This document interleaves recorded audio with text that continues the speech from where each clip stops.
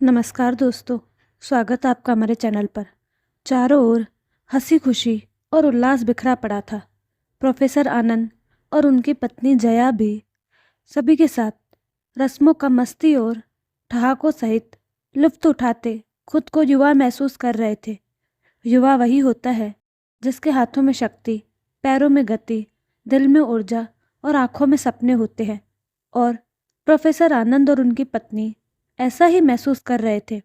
लगभग आधे से ज़्यादा जी बैच अंगद की शादी में उपस्थित हो गया था। कुछ तो सहपत्नी तो कुछ बच्चों सहित भी थे। नाच गाने से लेकर हल्दी, मेहंदी, जूता छुपाई, रिंग सेरेमनी, हर रस्म में अंगद के साथी बैचमेट बढ़ चढ़कर हिस्सा ले रहे थे। उन सभी के पसंदीदा प्रोफेसर डॉक्टर आनंद ने सहपत्नी शादी में सम्मिलित होकर विवाह समारोह में चार चांद लगा दिए थे। शादी में सम्मिलित लोग कहने लगे थे कि ये शादी कम कॉलेज की रीयूनियन पार्टी ज़्यादा लग रही है। अधिकांश रस्में निपट चुकी थी, अब बस मध्य रात्रि के फेरे होने बाकी थे। दुल्हन उसके लिए तैयार होने चली गई तो दूल्हा अंगद भी थोड़ा फ्री और रिलैक्स अनुभव करते हुए शामियाने में घपियाते अपने दोस्तों के संग आ बैठा। अभी फेरों में टाइम है, क्यों ना गरम गरम कॉफ़ी का एक दौर हो जाए। ये जो हमारे कुछ उगते हुए प्राणी हैं, इन्हें भी होश आ जाएगा। अंगद के खास दोस्त रमन ने चुटकी ली। उसका इशारा जय, नलिनी और अमय की ओर था, जो थक कर जमाइया ले रहे थे। सभी ठठाकर हंस पड़े। अरे, ये तो कॉलेज के ज़माने से ऐसे ही है। याद नहीं, पढ़ाते वक्त आनंद सर इनसे बीच में कितने सवाल जवाब करते रहते थे ताकि ये सो ना जाए। ठीक कह रहा हूँ ना सर? सारंग ने चुटकी ली। अब तक कॉफ़ी आ गई थी। सारंग ने ऊँघते दोस्तों की ओर इशारा करते हुए फिर प्रयास किया। पहले उन मुरझाई सब्जियों पर छिड़को भैया। सर, आप तो हम सब स्टूडेंट की रग रग से वाकिफ़ रहे हैं। थोड़ा बताइए ना, कौन कैसा था?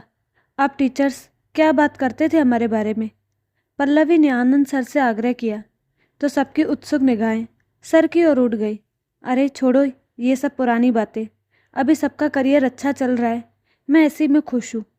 आनंद सर ने टालना चाहा, लेकिन सब पीछे ही पड़ गए। सर, आपने हमारे इस कॉलेज रूपी परिवार को मालिक बनकर नहीं, माली बनकर संभाला है, जो ध्यान तो सबका रखता है पर अधिकार किसी पर नहीं जताता। आपको शायद लग रहा है कि कुछ की फैमिली साथ है तो क्यों उनकी सबके सामने पोल खोली जाए, पर सर ऐसा कुछ नहीं है। मेरी बीवी बच्चे भी साथ हैं। हमें आपके मुंह से अपने बारे में सुनकर अच्छा ही लगेगा। नितिन ने आग्रह किया। हाँ सर, हम भी सुनना चाहते हैं। सर, हम सभी नॉस्टैल्जिक हो रहे हैं, प्लीज़ बताइए ना। ज्योत्सना ने सबकी हाँ में हाँ मिलाई। प्रोफेसर आनंद मुस्कुरा उठे। तुम आज भी वैसी की वैसी ही हो ज्योत्सना। पहले सबको देखती सुनती हो और फिर बहुमत की ओर ही झुक जाती हो। आपने इसे सही जज किया सर। अभी सब बारात का खाना चल रहा था। हम 4-5 दोस्तों को चाइनीज़ स्टॉल पर मंचूरियन फ्राइड राइस बहुत पसंद आए थे, तो हम प्लेटों में वही भरकर बाकी दोस्तों के पास आ गए और तारीफ करके खाना खाने लगे। ज्योत्सना उठी, अपनी अधूरी प्लेट डस्टबिन में डाली और मंचूरियन फ्राइड राइस उठा लाई। नलिनी ने कहा तो सभी की गर्दनें सहमति में हिलने लगी। ज्योत्सना भी खिलखिला उठी। मुझे अपने बारे में जानकर बिल्कुल भी बुरा नहीं लगा, पर सर, औरों के बारे में भी तो बताइए। अभी तुम्हारी बात ही पूरी नहीं हुई। पढ़ाई को लेकर भी तुम्हारा नज़रिया ऐसा ही था। सब जो सब्जेक्ट ले रहे हैं, सब जो बुक्स पढ़ रहे हैं, सब जिससे ट्यूशन ले रहे हैं, तुम भी वही करने लगती थी। इनफैक्ट ज़्यादातर स्टूडेंट्स तुम्हारी तरह सेफ साइड में रहना ही पसंद करते हैं। ऐसे लोग बारात के खाने में भी सदाबहार दाल चावल पनीर लेकर खाना पसंद करते हैं। कोई नया व्यंजन ट्राई करने में वे हिचकिचाते हैं। पहले प्रिया, फिर धीरे धीरे प्रणव, नयन के हाथ उठ गए। सर, हम भी इस कैटेगरी में आते हैं। वे हिचकिचा रहे थे। और तुम सभी आज सिविल इंजीनियर हो, कामयाब सिविल इंजीनियर। परंपरागत मार्ग चुनने में कोई बुराई नहीं है, बस स्वभाव की बात है। प्रोफेसर ने उनका उत्साहवर्धन किया तो उनके चेहरे खिल उठे। प्रोफेसर ने बातचीत आगे बढ़ाई। कई भारतीय ऐसे भी थे जिन्होंने अपनी प्लेट में ढेर सारे व्यंजन भर लिए थे, बल्कि सारे व्यंजन उन्होंने एक साथ प्लेट में भर लेने का प्रयास किया था। लेकिन जब स्वाद नहीं जचा या पेट भर गया तो बचा हुआ खाना चुपके से डस्टबिन में उड़ेल आए। मैं नाम नहीं लूँगा, पर आप खुद ही खुद को जज कर ले। कई स्टूडेंट्स का प्रयास रहता है कि उनके पास सारी books, reference book, tutorial notes आदि होने चाहिए, भले ही वे उसका एक चौथाई भी ना पढ़ पाए। यश ने हिम्मत जुटाकर हाथ उठाया। सर, मैं अपनी ये कमजोरी जानता हूँ, अब से सुधारने की कोशिश करूँगा। 2-3 हाथ और उठ गए और सभी ने यही संकल्प दोहराया। प्रोफेसर आनंद ने उनके लिए ताली बजाई। ऊंचाई पर वे लोग ही पहुँचते हैं जो बदला लेने की नहीं, बदलाव लाने की सोच रखते हैं। मन सभी के पास होता है, मगर मनोबल कुछ ही लोगों के पास होता है। बाकियों के सब्र का बांध अब टूटने लगा था। वे जानने को उत्सुक थे कि वे किस कैटेगरी में आते हैं।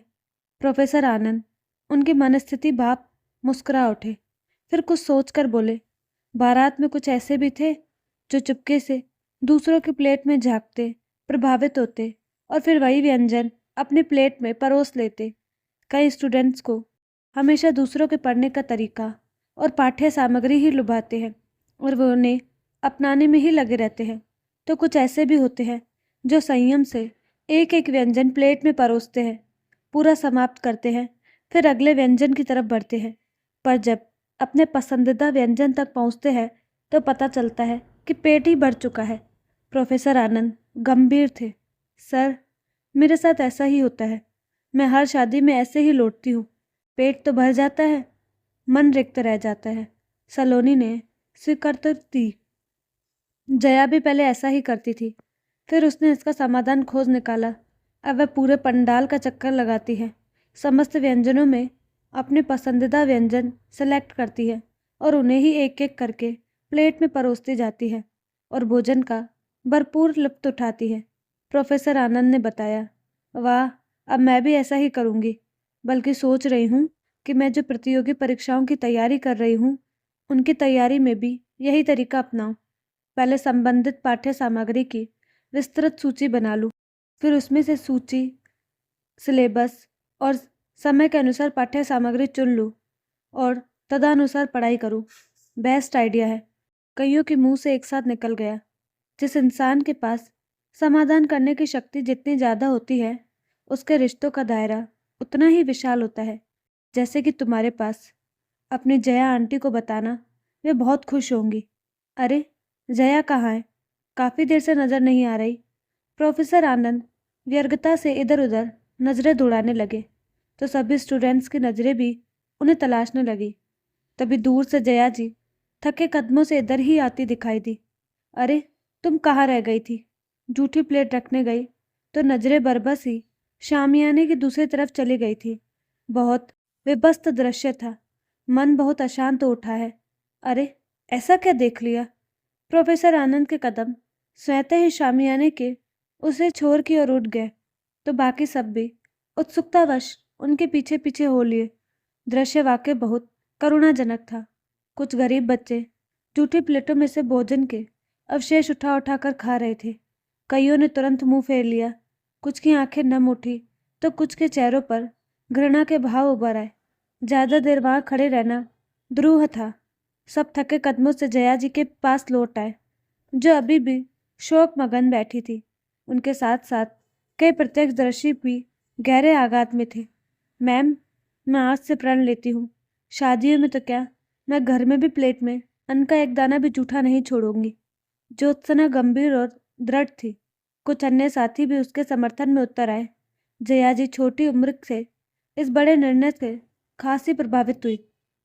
तजुर्बे का नहीं, उम्र से कोई वास्ता। कम उम्र के तजुर्बे भी बदल देते हैं रास्ता। उनके मुंह से बरबस ही निकल गया। मेरे ख्यालों में हमें शादियों में डस्टबिन के पास कुछ बाउंसर खड़े कर देने चाहिए, जो किसी को भी जूठा नहीं डालने देंगे। कम से कम अपनी शादी में तो मैं ये सब हरगिज नहीं होने दूंगी। रोशनी ने दृढ़ता से कहा। उसे भी जोश आ गया था। सभी की प्रशंसात्मक नजरें उसकी ओर उठ गई। अभी फिलहाल मैं इन सब बच्चों को यहाँ से ले जा रहा हूँ। जो कोई भी ढाबा खुला मिलेगा वहाँ इन्हें खाना खिलाकर लाऊंगा। परेश तीर की बातें अपना इरादा बताकर निकल गया। सभी उदास चेहरे लिए थके कदमों से अपने अपने कमरे की ओर रवाना हो गए। जया जी अपने कमरे में आकर बिस्तर पर निडाल लुढ़क गई थी।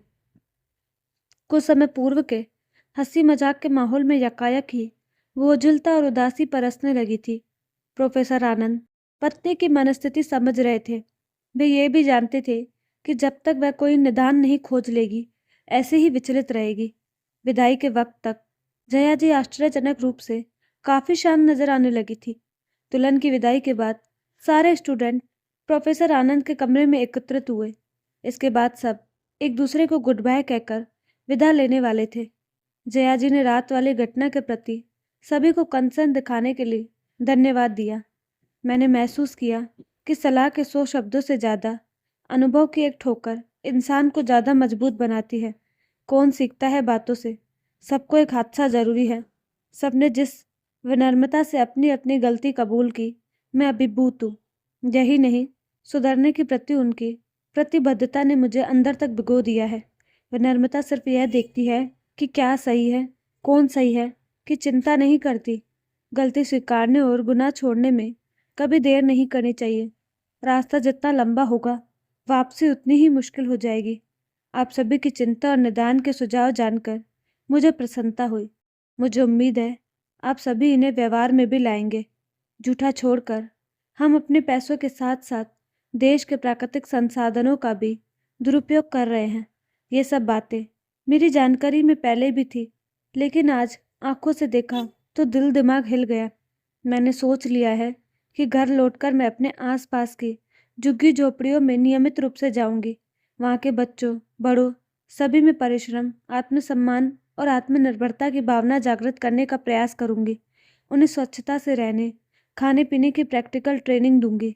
जब उन्हें अपनी मेहनत से काम कर खाने पीने की लत लगेगी, चाहे वह दाल रोटी ही क्यों ना हो, पर एक बार उनका आत्मसम्मान जाग उठा तो फिर वे भूखा मरना कबूल कर लेंगे, पर ऐसा घृणित कदम नहीं उठाएंगे।